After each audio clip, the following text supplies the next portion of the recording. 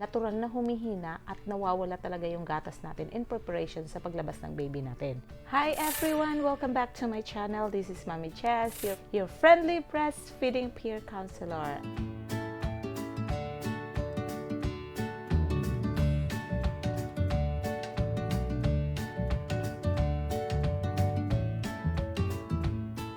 Masaya po ako ngayon dahil nagkaroon ulit ako ng time para gawa ng video na ito. So, ang topic natin sa vlog na to ay napakalapit sa puso ko. Kasi pag-uusapan natin ang patungkol sa tandem breastfeeding.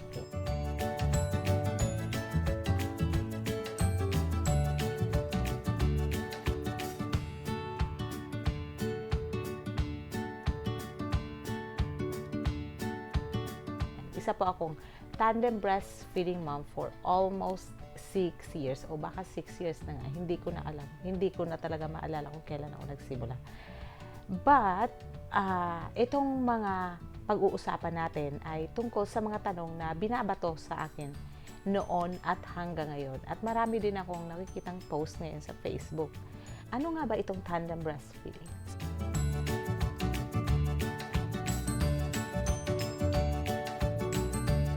Ang tandem breastfeeding ay pagpapasuso ng higit isang anak o baby. Ayan. So, kahit buntis po kayo at patuloy na nagpapadeli, considered pa rin yun at tandem breastfeeding. I am a mother of 4 boys at I am an advocate of breastfeeding. Hanggang ngayon po ay tandem breastfeeding pa rin ako ng 2-year-old ko at saka ng newborn ko, yung 1-month-old.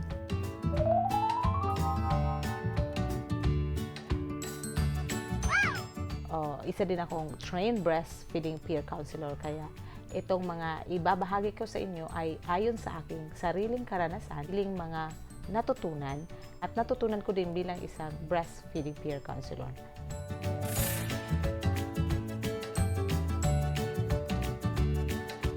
Unang katanungan,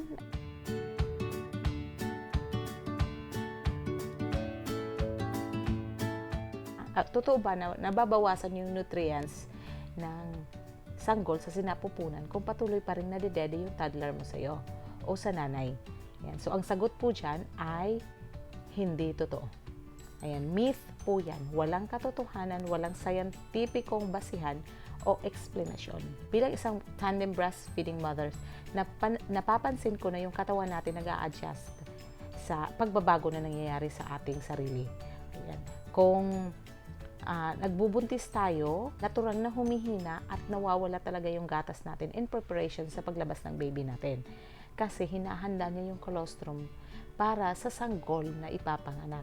Importante kasi na ma-daddy ni baby yung colostrum na yon. So, hindi totoo na nakukuha yung nutrients. Kasi nagiging comfort feeder na lang yung ating toddler habang tayo ay nagbubuntis. Ang comfort feeder naman, ibig sabihin nun, yung dumidede na lang siya kung kinakailangan. Ibig sabihin, kung meron siyang nararamdaman o natutulog siya o gusto niya lang ng comfort at hindi na more on milk ang dahilan ng kanyang pagdidede. So, ayan po. Klaro po yan. Huwag po tayong malito at huwag po tayong maniwala sa sabi-sabi. Next question.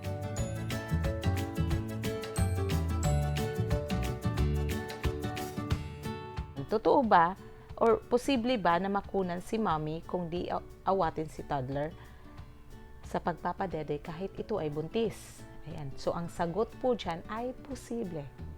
Lalong-lalo na kung sensitibo ang pagbubuntis ni mommy. Kung sensitibo kasi ang pagbubuntis ni mommy, yung oxytocin na nire-release nito ay nagiging dahilan ng preterm labor. Pwedeng malaglag si baby na hindi naman natin gugustuhin. Kaya kailangan natin itigil agad yung pagpapadede. Ayan. Kung hindi naman sensitibo yung pagbubuntis mo, katulad ko, normal lang yung mga sakit-sakit sa puson, kada may magdedede si baby, o yung sensitibong pananakit ng ating mga nipples kung nakasak si baby. As long as wala kang nakikitang spotting o yung nararamdamang intense na sakit sa balakang o sa puson, ipagpatuloy nyo lang po ang breastfeeding. Normal lang po yun at magiging okay lang din po kayo. Kung gusto nyo po ng talagang advice na galing sa doktor, hanap po kayo ng breastfeeding advocate na OB para mabigyan kayo ng tamang advice patungkol dito. Next na question ay,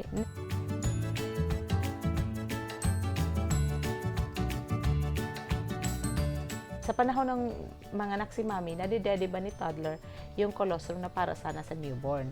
Kasi lalo-lalo na kung diretsong didede si baby pagkapanganak mo, sasabay din yung toddler mo pagkatapos manganak. Lalong-lalo na ngayon, uso yung home birth, makita ni toddler na dumede si baby, didede din siya sa kabila. So, wala naman pong nakikitang study or research na nagpapatunay na hindi nakukuha ni newborn yung colostrum despite na nagdede pa rin si toddler sa kanya. So, pero personally, ang ginagawa ko na lang ay tag-isa sila. Meron silang tag-isang dede sa loob ng 24 hours. Hindi ko pinapadede muna sa kabila yung isa, sila sa loob ng 24 hours. Para sigurado ako na ma-dede talaga ni newborn yung colostrum.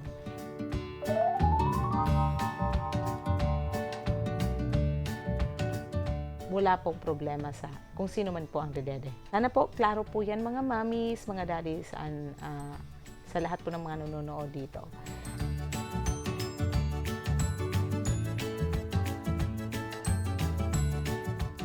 Ano nga ba yung advantages at disadvantages ng tandem breastfeeding? Para sa akin kasi, mas marami talaga ang advantage. Kaya nga ako nagtagal ng ganito. Pero gusto kong isa-isahin yung mga advantage na naranasan ko at na-experience ko talaga bilang isang tandem breastfeeding sa matagal na panahon. Ayan. So, unang advantage doon, tipid talaga. Siguradong tipid. Kasi hindi kailangan bumili ni nanay at tatay ng gatas para sa toddler at para sa newborn kasi nadede na sa'yo. Yung pera mo, bili mo na lang ng pagkain, kumain ka ng gusto dahil dalawa pinapadede mo. Ayan. Pero kung tutuusin, tipid na tipid talaga yon. Ayan. Pangalawa, comfort, yung development o yung attachment mo sa baby mo, emotional attachment, lalong-lalo na hindi mo kaagad inawat dahil nga buntis ka, walang trauma na nangyari sa toddler mo or sa baby mo na dumidede. Naniniwala ako na nagkakaroon sila ng connection ng newborn at yung toddler. Tuturuan sila kung paano mag-share. Ayan. So, doon pa lang, iwas na yung trauma. Walang stress. Kay mami, walang stress. Kay baby. At walang stress sa inyong dalawa. Sa inyong lahat.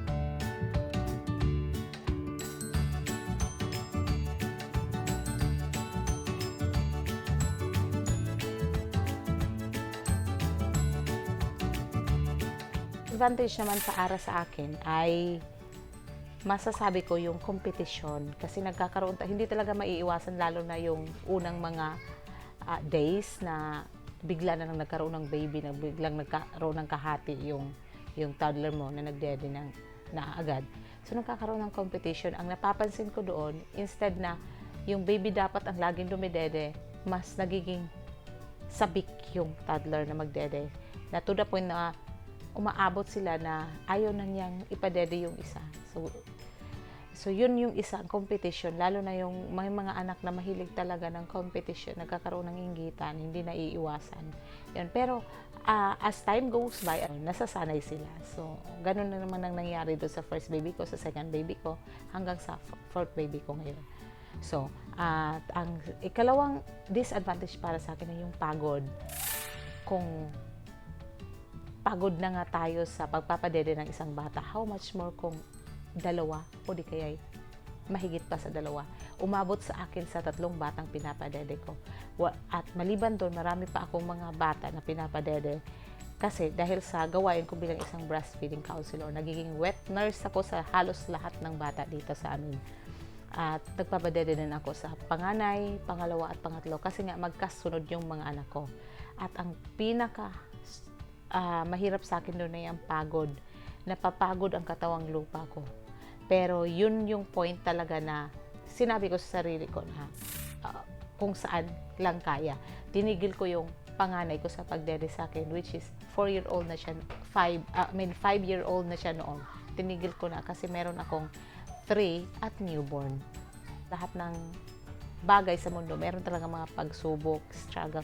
Pero alam ko dito sa breastfeeding na choice mo, yung struggle na yun, worth it talaga siya.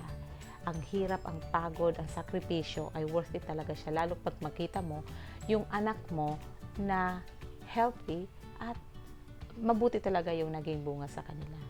Ayan, so grateful ako na nagkaroon ako ng chance na ma-inspire ang maraming mommies na magkaroon din ng experience para mag-tandem feed. At na-realize na kung gaano kahirap pero gaano ka-fulfilling yung journey na ito. Sana po meron kayong natutunan sa aking vlog. Feel free to comment, share, and like this post. Sa hindi po nakapag-subscribe ng aking channel, please do subscribe. Marami pa po kayong matututunan dito, promise. At para din po sa kaalaman ng ibang mga nanay na maging handa din sila sa kahit ano pang pagsubok na haharapin nila sa kanilang breastfeeding journey. At para na rin sa mga taong nakapalibot sa atin ang hindi na po sila maguluhan kung ano ang dapat paniwalaan. So, ito po mula si Mami Jess nagsasabi sa inyo na in breastfeeding, you don't need too much milk. You only need enough. Hanggang sa susunod na vlog. Bye everyone!